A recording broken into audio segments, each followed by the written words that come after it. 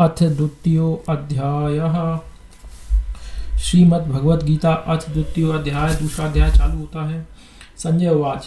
संजय बोले, उस प्रकार करुणा से व्याप्त और आंसुओं से पूर्ण तथा व्याकुल नेत्रों वाले शोक युक्त उस अर्जुन के प्रति भगवान मधुसूदन ने यह वचन कहा।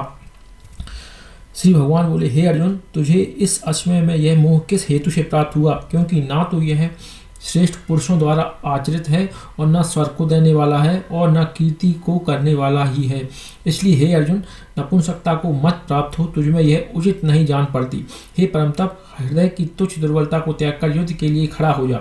अर्जुन उवाच। अर्जुन बोले, हे मधुसूदन, मैं रणभूमि में किस प्रकार बाणों से भीष्म पितामह और द्रोणाचार्य के विरुद्ध लड़ूंगा? क्योंकि हे अरिसूदन, वे दोनों ही पूजनीय हैं।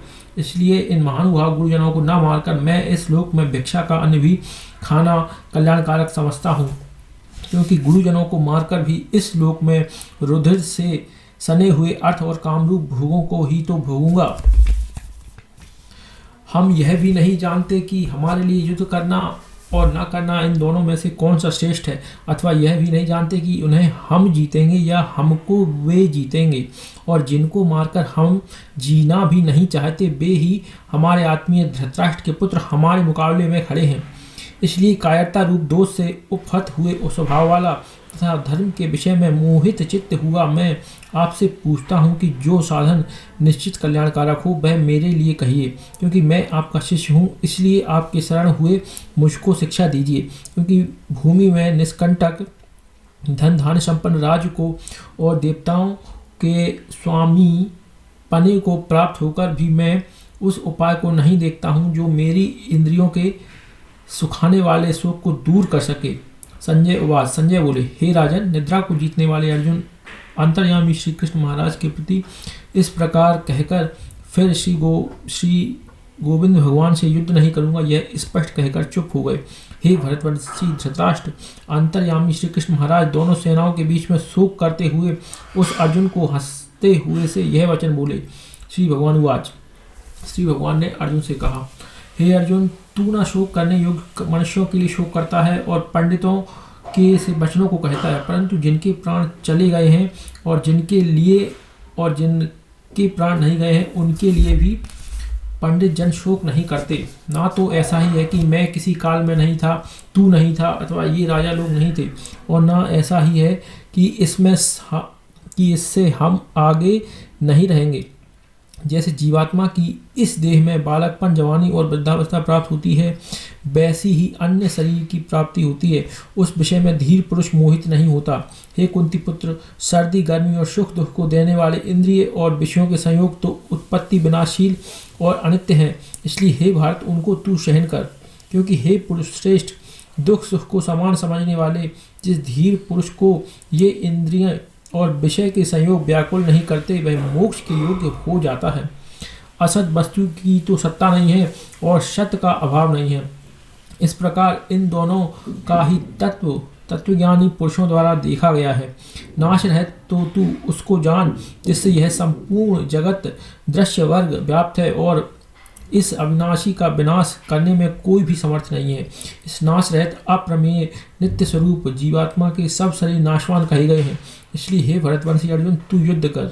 जो इस आत्मा को मरने वाला समझता है तथा जो उसको मरा मानता है, वे दोनों ही नहीं जानते, क्योंकि यह आत्मा वास्तव में ना तो किसी को मारता है और ना किसी के द्वारा मारा जाता है। निश्चित है और मरे यह आत्मा किसी काल में भी ना तो जन्मता है और ना मरता ही है, तथा ना यह उत्पन्न होकर फिर होने वाला ही है, क्योंकि यह अजन्मा, नित्य, सनातन और पुरातन है। शरीर के मारे जाने पर भी यह नहीं मारा जाता। हे प्रथापुत्र अर्जुन, जो पुरुष इस आत्मा को नाश रहित, नित्य, अजन्मा और अव्यय जानता है, वह पुरुष कैसे किसको मरवाता है और कैसे किसको मारता है। जैसे मनुष्य पुराने वस्त्रों को त्याग कर दूसरे नए वस्त्रों को धारण करता है, वैसे ही जीवात्मा पुराने शरीरों को त्याग कर दूसरे नए शरीरों को प्राप्त हो जाता है। इस आत्मा को शस्त्र नहीं काट सकते, इसकी आग नहीं जला सकते, इसको जल नहीं गला सकता और वायु नहीं सुखा सकता। क्योंकि यह आत्मा अच्छेद है, यह आत्मा अदाह, अक्लेद और निस्संदेह अशोष्य है, तथा यह आत्मा नित्य, सर्वव्यापी, अचल, स्थिर रहने वाला और सनातन है। अब यह आत्मा अव्यक्त है, यह आत्मा अचिंत है और यह आत्मा विकार रहित कहा जाता है। इससे हे अर्जुन, इस आत्मा को उपर्युक्त प्रकार से जानकर तू शोक करने को योग नहीं है, अर्थात तुझे शोक नहीं करना चाहिए। किंतु यदि तू इस आत्मा को सदा जन्मने तथा सदा मरने वाला मानता हो तो भी हे महाबाहो, तू इस प्रकार शोक करने को योग्य नहीं है, क्योंकि इस मान्यता के अनुसार जन्मे हुए की मृत्यु निश्चित है और मरे हुए का जन्म भी निश्चित है। हे अर्जुन, संपूर्ण प्राणी जन्म से पहले अप्रकट थे और मरने के बाद भी अप्रकट हो जाने वाले हैं, केवल बीच में ही प्रकट है। फिर ऐसी स्थिति में क्या शोक करना है? कोई एक महापुरुष ही इस आत्मा को आश्चर्य की भांति देखता है और वैसे ही दूसरा कोई महापुरुष ही इसके तत्व को आश्चर्य की भांति वर्णन करता है, तथा दूसरा कोई अधिकारी पुरुष ही इसे आश्चर्य की भांति सुनता है और कोई कोई तो सुनकर भी इसको नहीं जानता। हे अर्जुन, यह आत्मा सब के शरीर में सदा ही अवध्य है। इस प्रकार संपूर्ण प्राणियों के लिए तू शोक करने योग्य नहीं है, तथा अपने धर्म को देखकर भी तू भय करने योग्य नहीं है, अर्थात तुझे भय नहीं करना चाहिए, क्योंकि क्षत्रिय के लिए धर्म युक्त युद्ध से बढ़कर दूसरा कोई कल्याणकारी कर्तव्य नहीं है। हे पार्थ, अपने आप प्राप्त हुए और खुले हुए स्वर्ग के द्वार रूप इस प्रकार के युद्ध को भाग्यवान क्षत्रिय लोग ही पाते हैं। किंतु यदि तू इस धर्मयुक्त युद्ध को नहीं करेगा तो स्वधर्म और कीर्ति को खोकर पाप को प्राप्त होगा, तथा सब लोग तेरी बहुत काल तक रहने वाली अपकीर्ति का भी कथन करेंगे। और माननीय पुरुष के लिए अपकीर्ति से मरण अच्छा है, अपकीर्ति मरण से भी बढ़कर है, और जिनकी दृष्टि में तू पहले बहुत सम्मानित होकर अब लघुता को प्राप्त होगा, वे महारथी लोग तुझे भय के कारण युद्ध से हटा हुआ मानेंगे। तेरे वैरी लोग तेरे सामर्थ्य की निंदा करते हुए तुझे बहुत से ना कहने योग्य वचन भी कहेंगे। उससे अधिक दुख और क्या होगा? या तो तू युद्ध में मारा जाकर स्वर्ग को प्राप्त होगा अथवा संग्राम में जीतकर पृथ्वी का राज्य भोगेगा। इस कारण हे अर्जुन, तू युद्ध के लिए निश्चय करके खड़ा हो जा। जय पराजय, लाभ हानि और सुख दुखों को समान समझकर उसके बाद युद्ध के लिए तैयार हो जा। इस प्रकार युद्ध करने से तू पाप को नहीं प्राप्त होगा। हे पार्थ, यह बुद्धि तेरे लिए ज्ञान योग के विषय में कही गई है, और अब तू इसको कर्म योग के विषय में सुन। जिस बुद्धि से युक्त हुआ तू कर्मों के बंधन को भली भांति त्याग देगा, अर्थात सर्वथा नष्ट कर डालेगा।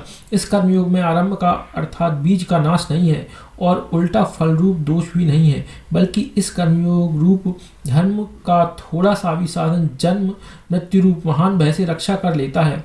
हे अर्जुन, इस कर्मयोग में निश्चयात्मिका बुद्धि एक ही होती है, किंतु अस्थिर विचार वाले विवेकहीन सकाम मनुष्यों की बुद्धियां निश्चय ही बहुत भेदों वाली और अनंत होती हैं।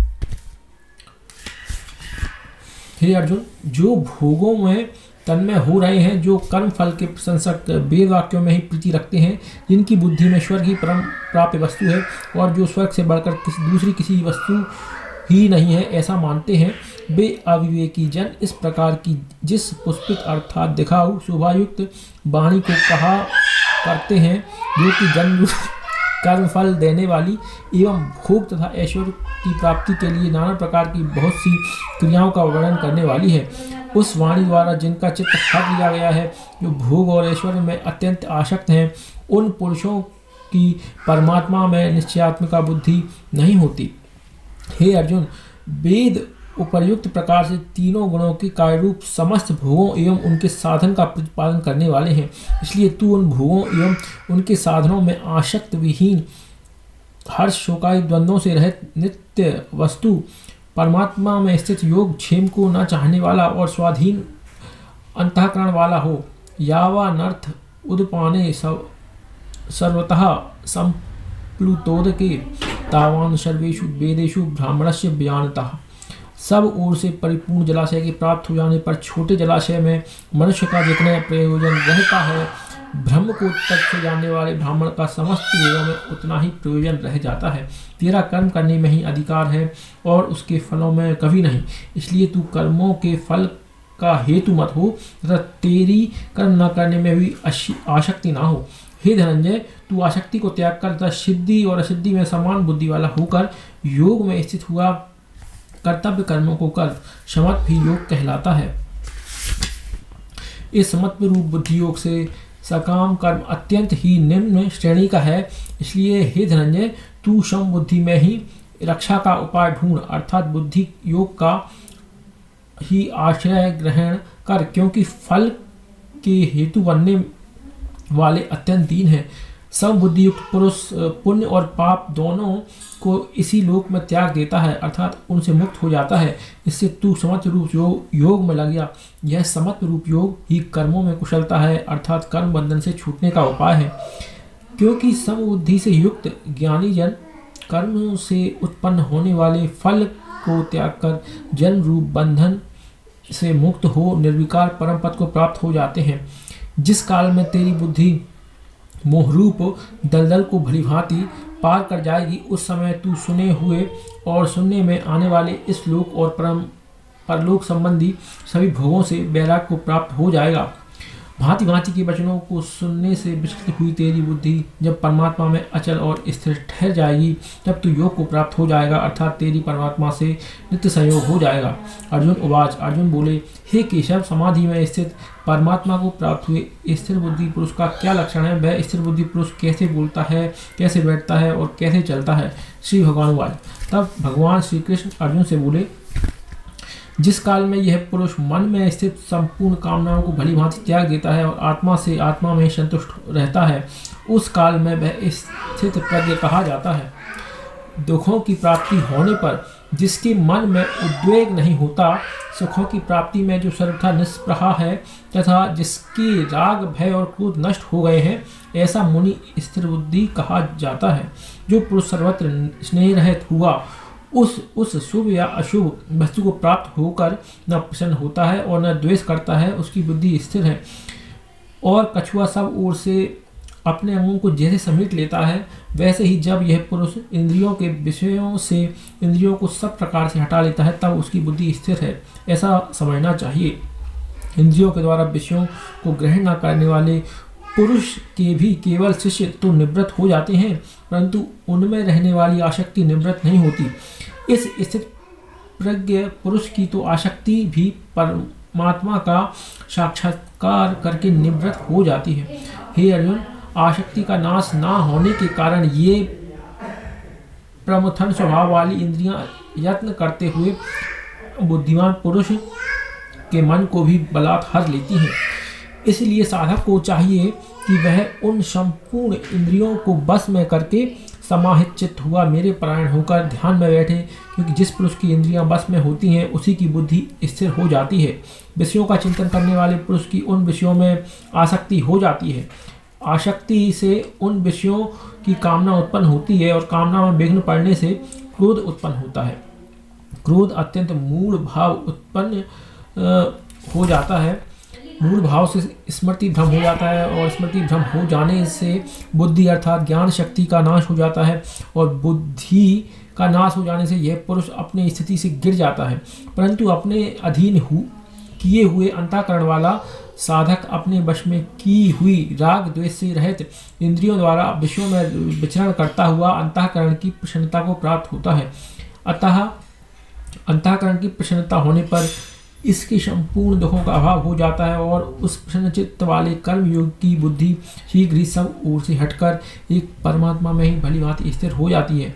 न जीते हुए मन और इंद्रिय वाले पुरुष में निश्चयात्मिका बुद्धि नहीं होती और उस अयुक्त मनुष्य के अंतःकरण में भावना भी नहीं होती तथा भावना ही मनुष्य को शांति नहीं मिलती और शांति रहित मनुष्य का सुख कैसे मिल सकता है? क्योंकि जैसे जल में चलने वाली नाव को वायु हर लेती है, वैसे ही विषयों में विचरती हुई इंद्रियों में से मन जिस इंद्रिय के साथ रहता है वह एक ही इंद्रिय इस अयुक्त पुरुष की बुद्धि को हर लेती है। इसलिए हे महाबाहो, जिस प्रकार की इंद्रियां इंद्रियों के विषयों से सब प्रकार निग्रह की हुई हैं, उसी की बुद्धि स्थिर है।